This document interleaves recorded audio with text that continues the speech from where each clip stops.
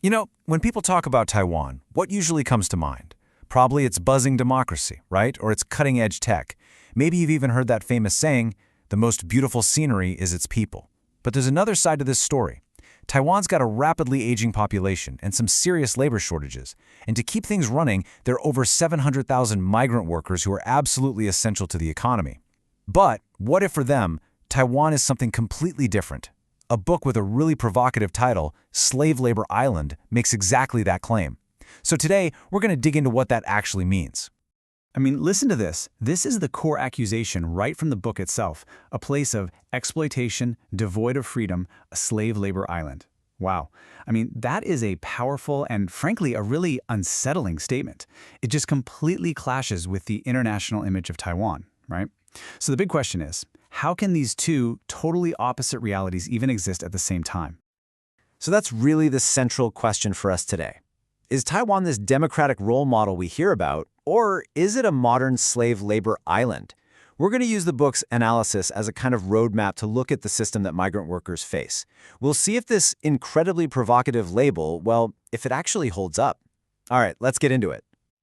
Okay, so to really wrap our heads around this slave labor island idea, the book says we have to understand three key concepts. You can think of them as the three main shackles, the pillars that hold up this entire system. A system that, according to the author, adds up to a kind of modern slavery. So let's break down each one. First up is something called the City of the Imprisoned. Now, this isn't a real city with walls. It's more like a legal prison. Here's how it works. The system is set up so that a migrant worker is legally chained to one single employer, the one who brought them over. So what happens if that job is abusive, or the conditions are just awful? Well, you can't just quit and go find a better job. You're stuck. And that's the whole point. It strips away all of your bargaining power. It basically forces you to put up with things no one should have to. All right, the second concept is, well, it's pretty brutal. It's called disposable slaves. And it's exactly what it sounds like. It's this logic where workers aren't seen as people. They're seen as tools, commodities, things to be used up. Think about it. If a worker gets hurt on the job, or gets sick, or just isn't as productive anymore, the system is built to just get rid of them. Find a replacement as cheap as possible. It's a mindset that puts profit and efficiency way, way above a person's life and safety. And the third shackle, the final piece of the puzzle, is what the book calls debt shackles. Honestly, this is the engine that makes the whole system run. To even get a job in Taiwan, most workers have to pay these insane brokerage fees back home. We're talking huge amounts of money. So they land in Taiwan already buried in debt. It can take their entire first year, maybe even more, just to pay it off. So ask yourself, how do you walk away from an abusive job when you're thousands of dollars in the hole? The simple answer is, you don't. You can't. You're trapped by the debt. So, okay, these three ideas, the city of the imprisoned, disposable slaves, debt shackles, they can sound a little abstract, right? So let's make this real. Let's look at how these concepts actually play out in people's lives, creating just heartbreaking tragedies. We're going to go through three stories from the book, and each one shows how these shackles look in different parts of Taiwan's economy. First, let's talk about Cindy. She was a factory worker from Indonesia, and her story is just a textbook example of that disposable slave logic we just talked about. So Cindy was assigned to operate this really dangerous machine, a punch press, but she was never given enough training. And the inevitable happened. She had a terrible accident and lost her right hand. Now, what should happen next? Care, support, right? No. Instead, the system just kicked into gear to cut its losses. Her broker and her employer immediately started pressuring her to sign some small settlement agreement. They wanted her gone. The moment she was injured, she stopped being a valuable worker and just became a liability, something to be thrown away. Okay, for our next story, we're moving from the factory floor to the open ocean.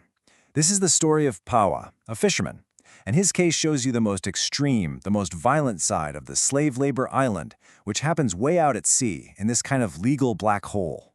Pawa was working on an offshore fishing vessel, a place that's basically a legal vacuum. Taiwan's main labor laws just don't apply out there. He and the rest of the crew were subjected to constant beatings, insane hours, and just non-stop abuse. Eventually, they were pushed past their breaking point, and it led to a mutiny where the captain was killed.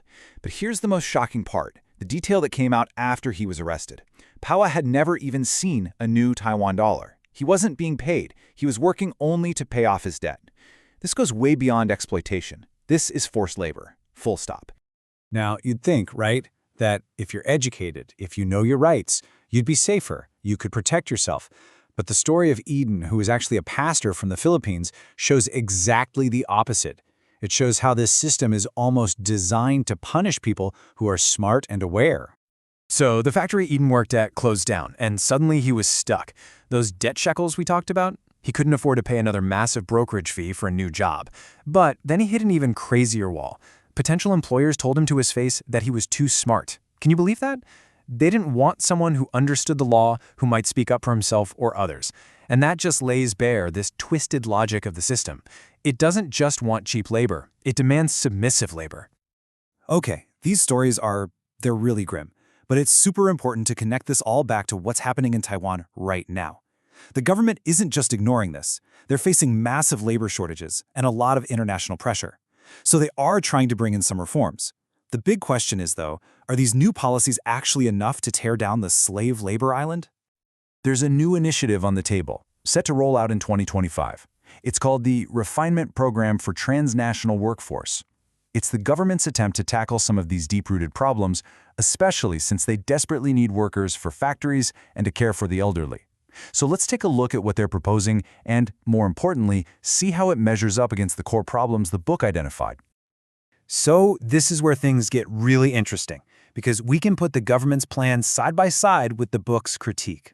Take the first policy, raising local wages to earn a bigger quota for migrant workers. Okay, that's the goal, but from the book's point of view, that's still treating migrant labor as a reward for companies, not solving the workers' problems. Then there's retaining skilled senior migrant workers. Sounds good, right? It's meant to keep talent in Taiwan. But the critique is that this creates a kind of class system. It helps a tiny minority of highly skilled people, but what about the huge number of low-skilled workers? They get left out. The most promising reform is probably this idea of government-to-government hiring to cut out the brokers and their fees. That could be a direct hit on the debt shackles. But, and this is a huge but, if you don't actually outlaw the private brokers, they'll probably just go underground. So if the government's reforms are maybe just patching up the system instead of rebuilding it, what would it actually take to dismantle the slave labor island for good?